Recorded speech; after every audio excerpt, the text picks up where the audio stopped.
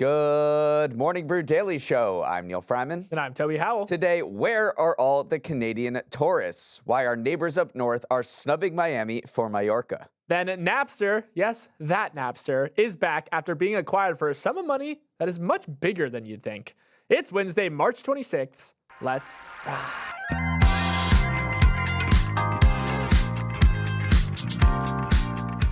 If your bracket is toast in the real March Madness, here's an opportunity to start fresh. The Brew's social media team, led by Toby right here, has rolled out a bracket challenge that attempts to answer the question everyone is asking in 2025.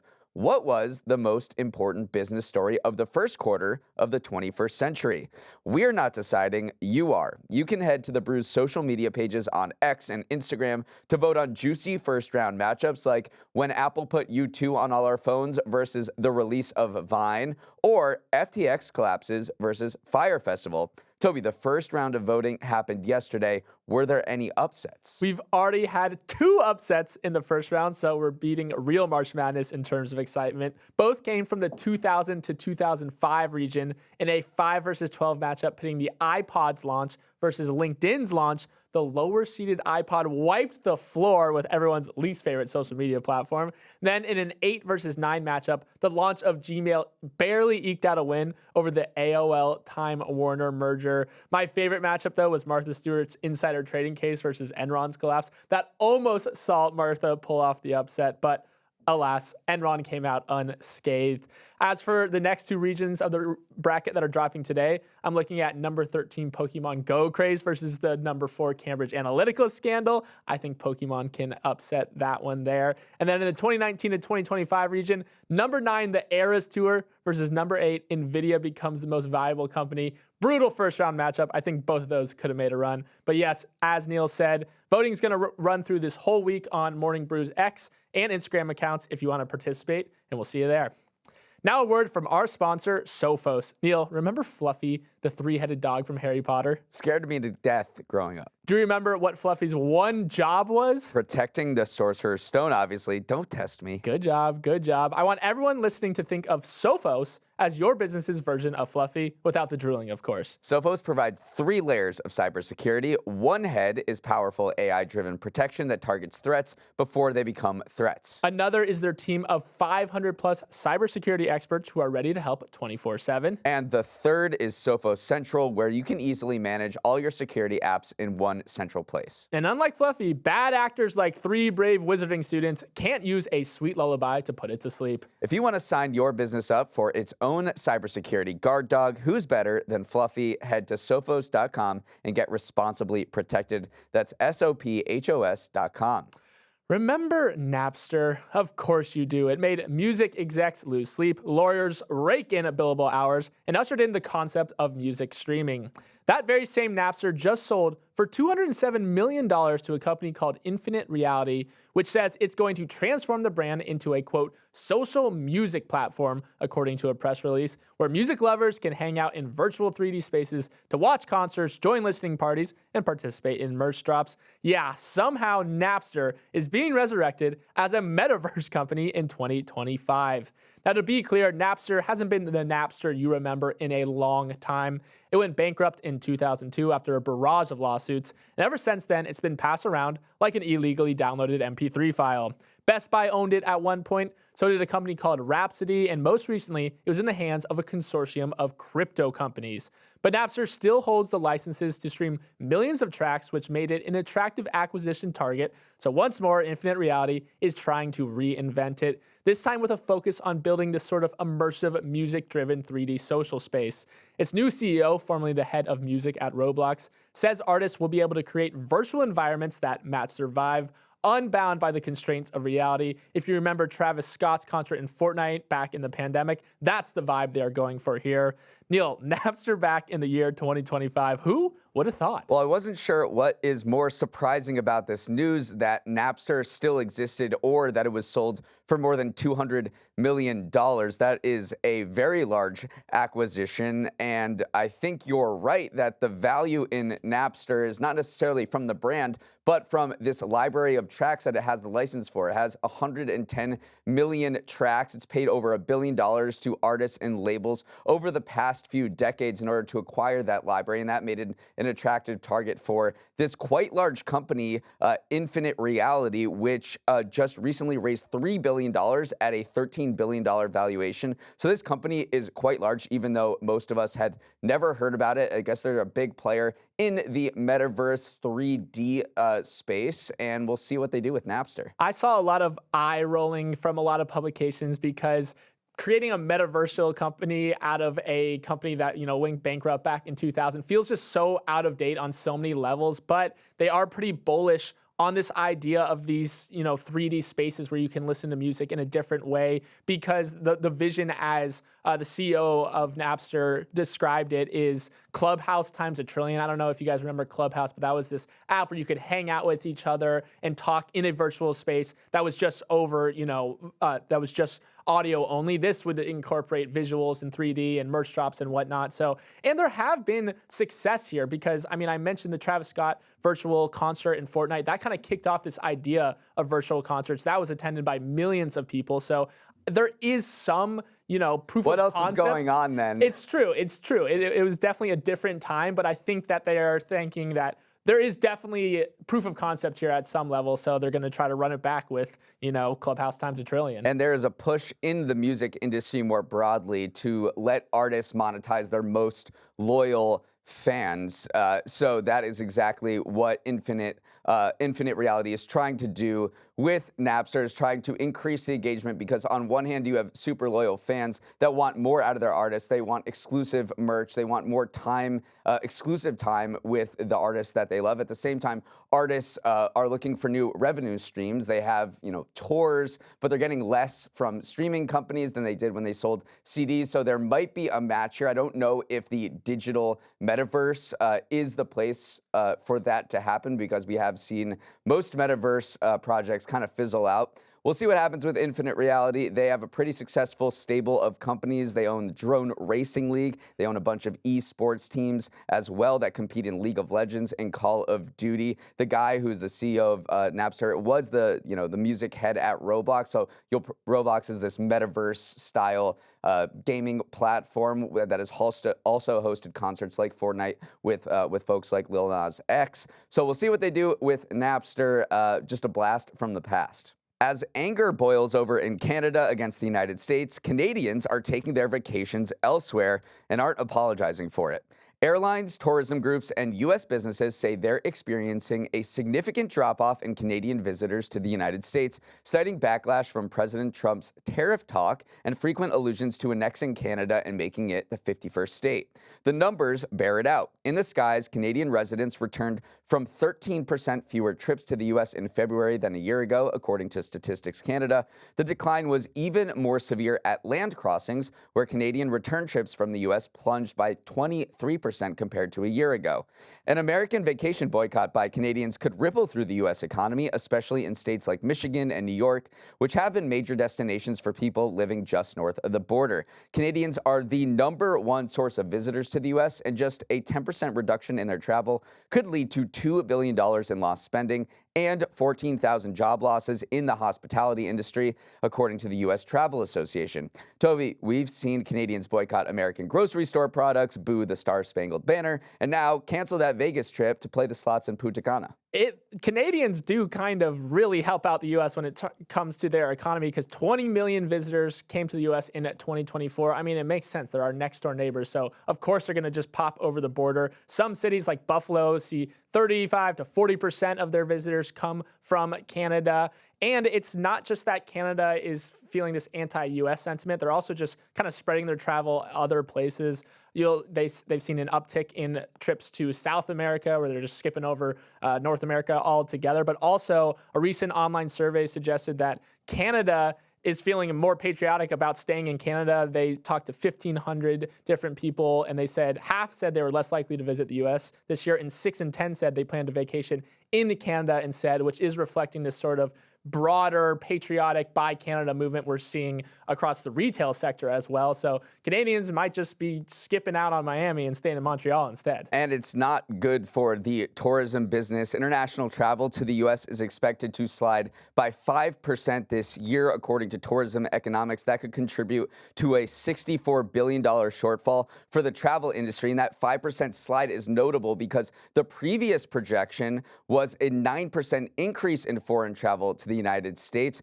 Tourism Economics updated, revised this forecast from a 9% increase to a 5% decrease to reflect, quote, polarizing Trump administration policies and rhetoric. And you have such a large gap between those two forecasts because it's not just Canada or Canadians who are skipping out on coming to the United States. A bunch of other countries have updated their U.S. travel advisories over concerns of, quote, aggressive questioning, detentions, and denials of admissions. You've seen it in the U.K.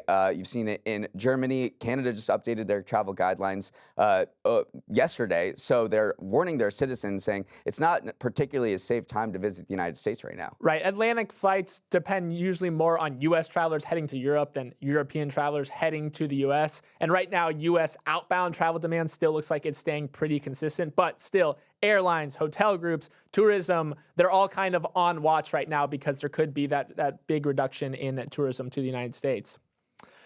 Add a stablecoin to Trump's growing stable of crypto entanglements. The president and his sons launched a new coin yesterday called USD1 through their family company, World Liberty Financial. It's a stablecoin pegged to the US dollar, and it's already live on Ethereum and Binance's blockchain. This is now Trump's fourth foray into digital currency. There's the WLFI token, which has raised over $550 million for World Liberty. There's a meme coin he dropped before his inauguration, currently sitting at a $2.3 billion market cap. Melania has her own coin, and now we've got this stablecoin, which the company says will be backed one-to-one with US treasuries and cash equivalents. Stablecoins are basically crypto's version of cash. They are typically designed to stay fixed to an underlying asset, usually US dollar, and provide the liquidity that makes the crypto ecosystem hum. Everyone from PayPal to Ripple to Gemini has their own version, and Trump's USD1 is the latest player in the crowded field, though the World Life Financial team is trying to separate itself from the pack by actively promoting it as a way to expand the US's dollar dominance globally. Treasury Secretary Scott Bessent said at the White House Crypto Summit that, quote, "We are going to keep the US the dominant reserve currency in the world, and we're going to use stablecoins to do that." So, Neal, this launch from World Life Financial looks like it's following through on that promise. Yeah, stablecoins have a very explicit promise, and that's you get none of the volatility associated with crypto because they're designed to maintain a constant value of $1, but you get all of the benefits, which is making cross-border payments faster, cheaper, and more transparent. So they're hyping up the lack of volatility and the ability to promote the US dollar and US dollar hegemony all over the world through these cross-border payments. So that is the promise of the stable coin, and emphasis on stable because we've seen a bunch of other cryptos be volatile. It's the opposite of a meme coin, especially because it's backed by U.S. debt and U.S. currency. So that is the promise of a stable coin. It hasn't always worked out in the past. I mean, remember crypto winter in 2022? That was caused by another type of stable coin, an algorithmic stable coin. Terra USD collapsed, and it brought down the crypto market entirely because $40 billion was wiped out. So there are a variety of types of stablecoin here. The one that World Life Financial is hyping intends to be one of the more stable of the stable. Well done. I am glad you brought up cross-border payments there because one of World Liberty's founders said, "We're offering a digital dollar stablecoin that sovereign investors and major institutions can confidently integrate into their strategies for secure cross-border transactions." That emphasis on international payments actually raised some warning flags because then you can think about, you just go down this thought slope, and foreign governments could use the coin to potentially curry favor with the current administration, stuff like that. And another concern is a conflict of interest as well. There's a lot of stablecoin legislation that is making its way towards the president's desk, going through Congress, that looks like it should pass before August, which technically benefits the company that just launched a stablecoin. So those are two kind of conflict of interest people have brought up. One, that foreign nationals could intervene with our government, and then two, that legislation is being passed that supports World Liberty Financial's mission right now. Up next, let's talk about a report card for our infrastructure. If C's get degrees, then U.S. infrastructure may snag that diploma after all. The country's ports, roads, public transit, parks, and other aspects of infrastructure received an overall C grade from the American Society of Civil Engineers, which releases a U.S. infrastructure report card every 4 years. It may not be a report card your mom would hang on the fridge, but it is a slight improvement from the last review in 2021, when the U.S. earned a C-. The American Society of Civil Engineers said that the bipartisan infrastructure bill passed during Joe Biden's presidency, which authorized $1.2 trillion in funding for projects, was key to improving the country's GPA, as were funds doled out by the Inflation Reduction Act. As anyone who's tried to use Amtrak Wi-Fi knows, there is still a lot of room for improvement. The Society of Civil Engineers used this report card to call on the government to continue funding infrastructure projects, especially at a time when the Trump administration has put on hold some of the infrastructure bill's funds. The group claims that better infrastructure is an efficient investment of taxpayer dollars that results in a stronger economy and prioritizes American jobs. Toby, as someone who's familiar with getting C's, what do you think the U.S. can learn from this report card? I think that we're trending in the right direction, but you got to keep this momentum going. Right now, an estimated $9.1 trillion would be needed to ensure that all 18 categories within this report would reach a, quote, state of good repair, as they call it. And right now, in 2024, the AASC estimated that only, and I stress only there, $5.4 trillion of investments will be made through the year 2033. So there is that $3.7 trillion gap between what they think we need versus what we're outlaying there. So how do you sell that, though, to American people? They said that it is efficient use of tax dollars. They think that poor infrastructure costs American households around $2,700 a year. And if you kind of improve on some of those specific categories, it could save Americans money as well. So maybe if your roads are more efficient, if your drinking water is more efficient, if your dams are more efficient. I love efficient drinking water. I love efficient. Hey, I mean, you take it for granted, but it is a big part of, infrastructure in America. So they're trying to spin it as saying that these are dollars well spent and we need to keep spending them. Let's run down some of these categories. So there were 18 categories reviewed. The nation's ports received the highest grade of any form of infrastructure, with a B, and the other B, which was a B-, was rail. Bridges, broadband, drinking water systems, hazardous waste treatment, things like public parks, all got a C+ to a C-. And then let's roll it down to the D+ or a D. Dams, roads, schools, infrastructure for aviation, stormwater, transit, and wastewater all got D+ or Ds. So that's kind of where we're standing. Would love to bump those up a little bit more. But it was very interesting to hear some criticism of this report from certain areas, and they said these people just love to spend money. Maybe spending money is not the most efficient use to improve our infrastructure. There are other tools and levers you can pull to improve infrastructure. One of them, as an example, might be something like the New York City's congestion pricing that they've just put into place. That didn't necessarily cost a lot of money. It did not cost anywhere near into the trillions that this group wants, but it may improve infrastructure by reducing the amount of cars on the roads, leading to fewer repairs for bridges and tunnels, and raising money to improve those as well. So it is, you don't think necessarily of criticism of the folks who are just putting out a report card, but there might be other ways to improve infrastructure than just by spending trillions of dollars. I'm still hanging up this one on the fridge because, as you said, C's get degrees, and we're trending in the right direction. So put that magnet on. If LaGuardia's new terminal is any indication, true, that's an A+ in my eyes. Let's sprint to the finish with some final headlines you may have missed. Up first, consumer confidence in the U.S. is officially at a 4-year low, with the Conference Board's index dropping by 7.2 points in March, marking the 4th consecutive monthly decline. The expectations index in particular, which measures consumers' short-term outlook on income, business, and job market conditions, fell sharply and is now below a key recession warning threshold.